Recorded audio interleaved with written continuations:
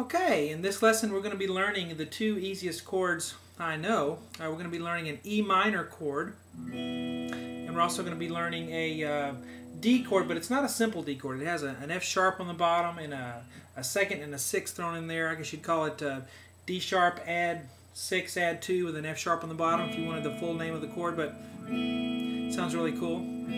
Let's start with the E minor.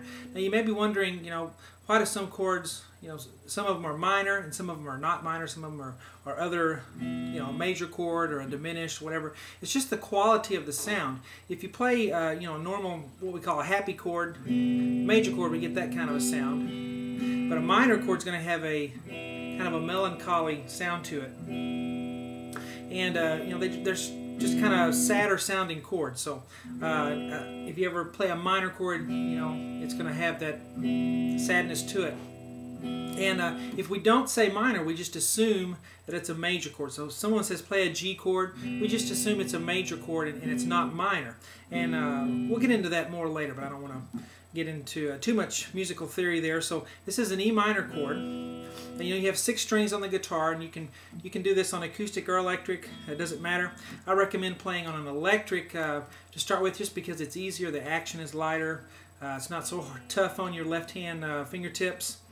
And you can play acoustic songs on electric, but you can't really play electric songs with real heavy distortion and stuff on the acoustic and make it sound like you want it to. So I recommend getting an electric.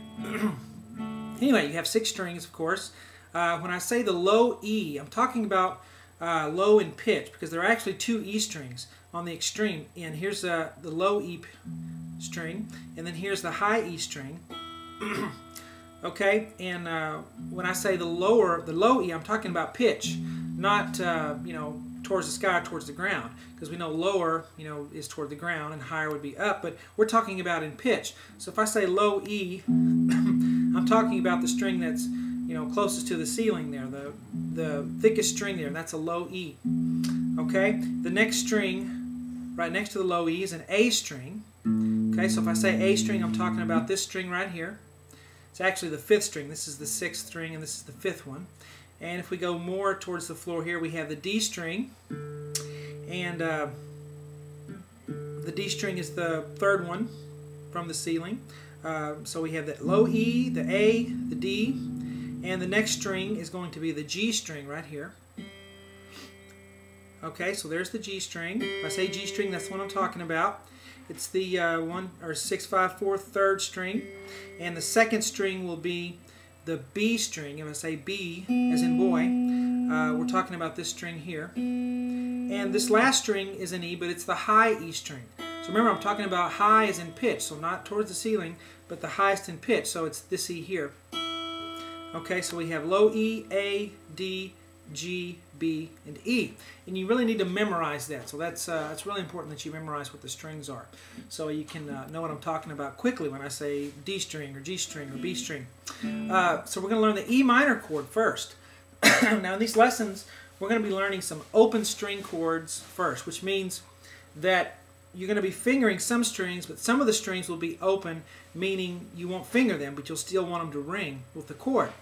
And the first one is E minor. So let's get started. What we want to do is take our left hand, and we want to take our pointer finger, okay?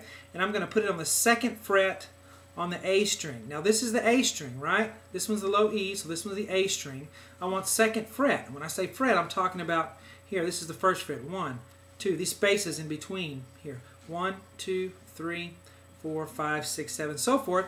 May help you to realize that the dot here, you may or may not have a dot here on the 3rd fret on your guitar, but they're odd numbers. 3, 5, 7, 9, and then when you get to the 2 dots here, it's going to be 12. Now some guitars are different, and they'll have different ways of showing that, but 3, 5, 7, 9, 12. And we want the 2nd fret here on the A string, okay? So this is the string I'm talking about right here, and I'll show you a lot of what I'm doing this way so you can see on the video, but of course you want your hand to be like this. So take your pointer finger with your fingertip, okay? Not the pad of your finger, and don't do this. Don't flatten your finger out, okay? Keep it curved. Play with your fingertip, okay? You need to be able to play with your fingertip, and you might, if your nails are too long, you won't be able to do it, so make sure your nails are trimmed down enough. So 2nd fret on the A string. It's kind of like a graph, you know. A string, 2, 2nd fret. So that is a B note. But anyway, that's the first string that you want down for your E minor chord. Now the next thing we're going to do is use our middle finger of our left hand, and we're going to press down in the 2nd fret as well on the D string. Okay, so this one's the D string, right? This one's the D, this one's the A. So we have both of these down on the 2nd fret. And if you're bored right now going, come on, then that's a great thing, because you don't want it to be too complicated. So I try to break it down as easy as I can. You want it to be that way, or as long as it can be.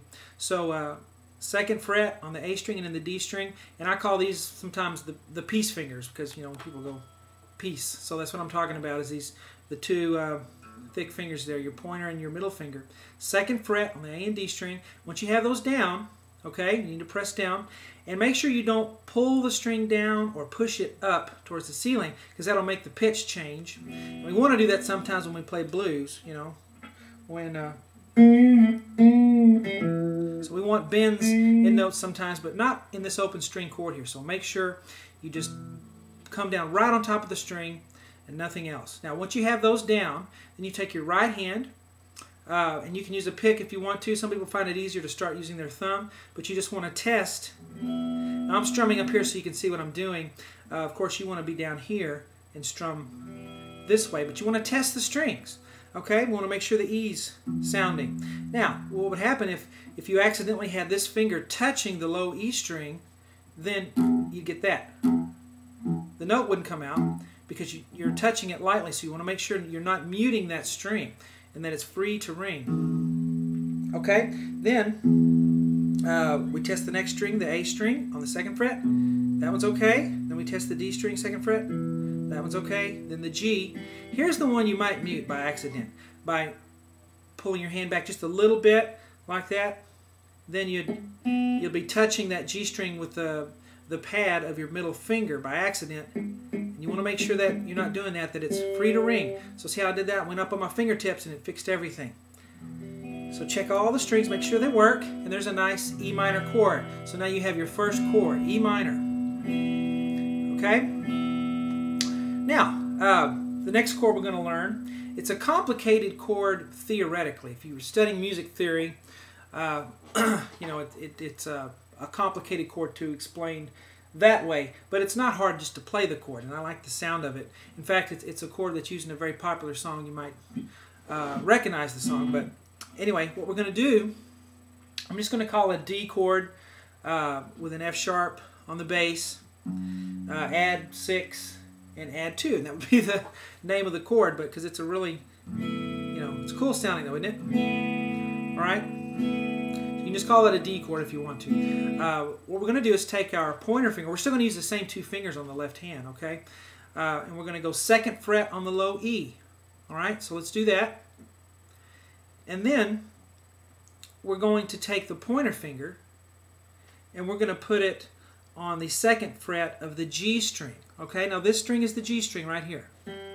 So that's where you want your middle finger. So pointer finger here and middle finger here. Alright, so you have these 2 strings down on the 2nd fret. Now, there's something else you need to do. You have 2 fingers, but you need to do one more thing, and that's with this pointer finger. You want to do what we call mute. Remember when we did the E minor, I said make sure your finger isn't touching another string by accident? Well, you want it to touch the A string in this instance, because we don't want this low A to ring. Okay, so we don't want the A string to be ringing. So what you do, this finger has 2 jobs. It's going to, 1, hold down the string, and the second thing it's going to do is lay back a little bit and touch the A string so that it does not come out. Okay? So you want the low E to come out, but not this one. It's muted. And then they want the D string, and on the G string you have that 2nd fret, and you want the B string, and you want the high E. Alright, then you should strum that chord and you get this. Really nice sounding chord. Now go back and forth between the E minor and the D chord like this. And then switch. Back and forth. Okay? I'm going to do that back and forth like that. So there's that lesson, and I hope you